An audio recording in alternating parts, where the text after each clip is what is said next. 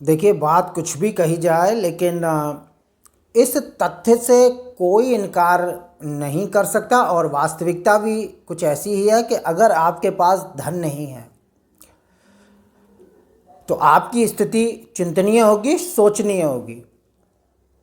या आप अब तक पैसा कमाते चले आ रहे थे, पूरे परिवार का पालन पोषण भरण पोषण आपके हाथ में था और आप बखूबी अपनी जिम्मेदारी का पालन कर रहे थे, लेकिन कुछ भाग्यवशात ऐसी परिस्थितियां उत्पन्न हो गई कि स्वास्थ्य खराब हो गया, नौकरी चली गई या कारोबार में ज़बरदस्त घाटा वगैरह हुआ, तो आप आर्थिक स्थिति में पूरी तरीके से अशक्त हो गए, कमज़ोर हो गए। आज पैसे नहीं हैं आपके पास, पैसा कमाने में आप असमर्थ हैं। तो लोगों का व्यवहार आपके लिए किस हद तक बदलेगा ये आप सोच भी नहीं सकते हैं। बाहर वालों का व्यवहार तो जैसा तैसा इंसान झेल लेता है, लेकिन जो उसके पारिवारिक सदस्य हैं, जो घर के अंदर के लोग हैं, परिवार के लोग हैं, उन तक का व्यवहार जिस तरीके से बदल जाता है, इंसान का जो व्यवहार होता है, जैसे समय बदलता है, परिस्थितियां बदलती हैं, भाग्य बदलता है, उसी तरीके से लोगों का इस तरीके से व्यवहार जब बदलता है तो इंसान अंदर ही अंदर महसूस करता है कि इस संसार में अपना कोई नहीं, जो भी है सब अच्छे समय के साथ ही होते हैं। जी हाँ, मैं जन पत्रिकाएँ देखता हूँ, तमाम तरह की जन पत्रिकाएँ आती हैं। लोग बताते हैं कि कल तक अच्छा कमा रहे थे, सब परिवार में साथ थे, और आज कमाने में अशक्त हो गए, बीमार हो गए, ये हो गया वो हो गया, तो अब कोई नहीं है, अब कोई भी नहीं है, कोई साथ नहीं दे रहा। जी हाँ, यही भाग्य है। तो जब तक समय आपके पक्ष में है, परिस्थितियां आपके पक्ष में हैं, भाग्य का साथ है, सब आपके हैं, और जिस दिन ये बदल जाएगा उस दिन आपको अपने और पराये की अच्छी खासी पहचान होगी। बुरा वक्त इंसान को अपने और पराये का अच्छा सबक सिखाता है, अच्छी पहचान करा देता है। तो बुरा वक्त भी एक शिक्षक और गुरु की भूमिका में आपके जीवन में महत्वपूर्ण भूमिका निर्वाह करता है। ये जो सिंह राशि और सिंह लग्न के जातक हैं इस समय, विशेष रूप से सिंह राशि वाले, इन्हें बहुत से जातकों को, मैं सभी की बात नहीं करूंगा, बहुत से जातकों को कुछ इसी तरह की परिस्थितियों का सामना अब करना पड़ सकता है। वो इसलिए कि सिंह राशि अपने ढैया के कालांश में है, ढैया के प्रभाव में है। 29 मार्च से इस राशि पर ढैया आरंभ हो गई है। शनि कठिन परीक्षा लेंगे, धैर्य और संयम से काम लेना है। और जहां तक पूरे के पूरे नवग्रहों का जो गोचर है इस समय, वर्तमान समय में उसकी कोई बहुत प्रशंसा नहीं की जा सकती। वो इसलिए सूर्य के राशि परिवर्तन पर बात करेंगे, सभी ग्रहों पर एक बार दृष्टि डाल लेते हैं। देखिए, सिंह लग्न है और लग्नेश अभी 13 अप्रैल 2025 को अपनी उच्च राशि में आ रहा है। अभी अष्टम भाव में, जो अष्टम भाव होता है मृत्यु स्थान जन पत्रिका का माना गया, उसमें पंचग्रही योग इस समय बना हुआ है, जिसकी कोई भी प्रशंसा नहीं कर सकता। और दशमेश और अष्टमेश ने राशि परिवर्तन कर रखा है, तो इसको भी अच्छा नहीं माना जाता है। द्वादश भाव में मंगल कर्क राशि का है, जो इसकी नीच राशि है। भाग्येश और चतुर्थेश होकर नीच राशि में द्वादश स्थान में, खर्च के स्थान में गोचर कर रहा है। तो राशि बल और स्थान बल दोनों मंगल का कमजोर है, और धन स्थान में केतु का गोचर है इसमें, अष्टम राहु।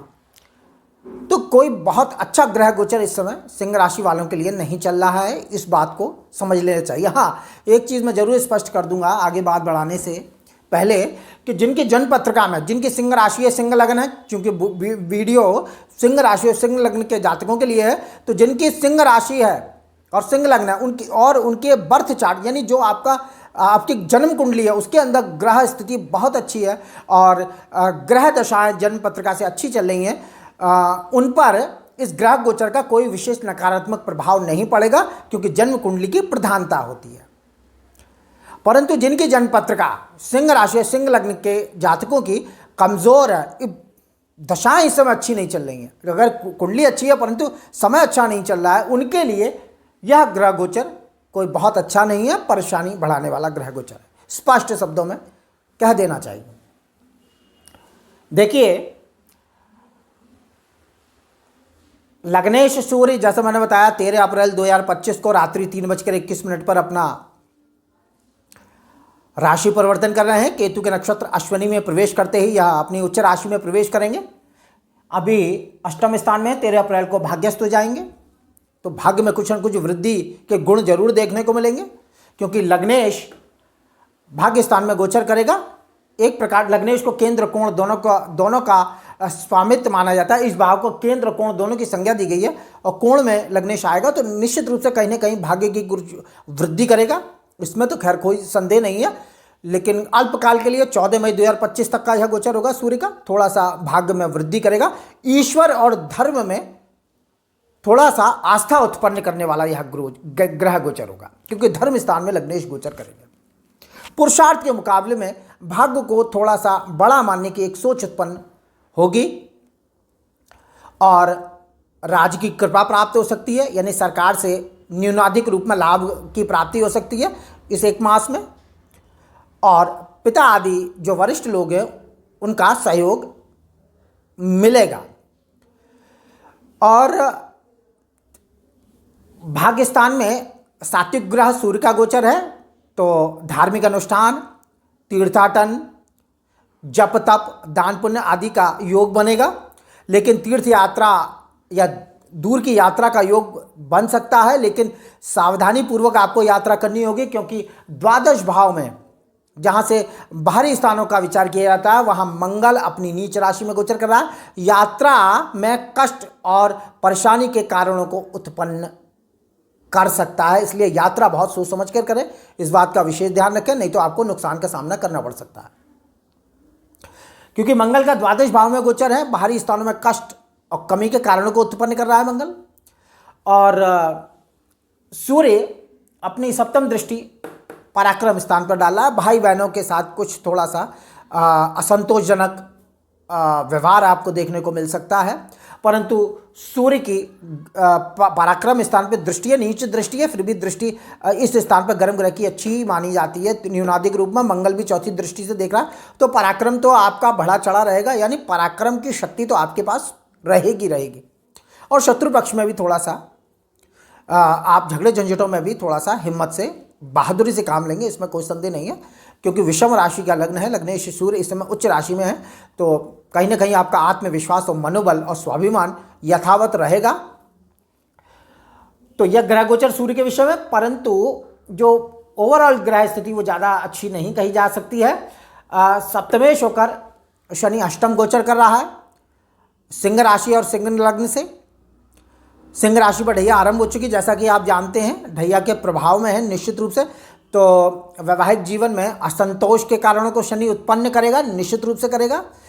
और दैनिक रोजगार में बड़ी कठिनाई और परेशानी का सामना आपको करना पड़ेगा, इसमें कोई संदेह नहीं है।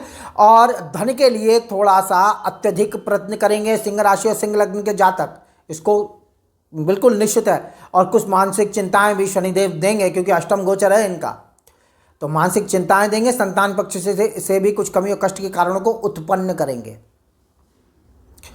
पैसे की तरफ से धन के संग्रह में और धन की आमदनी में निश्चित रूप से अभी तो वैसे भी कुछ दिक्कत बनी हुई है, अभी रहेगी आपके 6 मई तक, तो मैं मानकर चलता हूं, क्योंकि बुध अभी अष्टम है, तो आमदनी के मार्ग में थोड़ी सी कमी का ज़्यादा अनुभव होगा आपको मई के माह तक, 6 मई तक।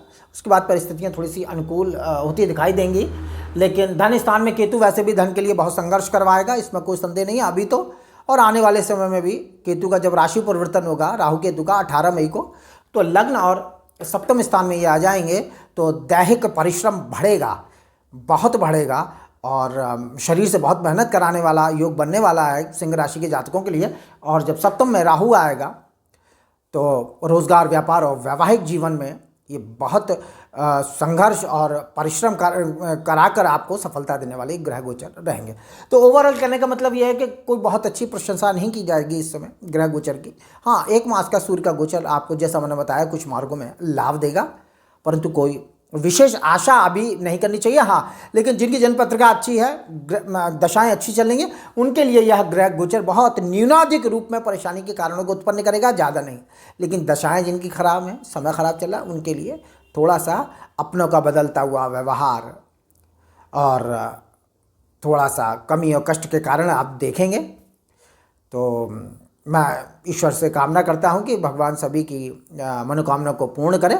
और व्यर्थ कुछ नहीं होता इस संसार में। अगर बुरा वक्त भी आता है तो कुछ ना कुछ सिखा कर जाता है, कुछ अनुभव देकर जाता है, और ये आवश्यक होता है। तो इस वीडियो में इतना ही। मेरा वीडियो अच्छा लगे इसे लाइक करें, शेयर करें, सब्सक्राइब करें। जनपत्र का विश्लेषण के अगर इच्छुक हैं तो नंबर डिस्क्रिप्शन में। नमस्कार।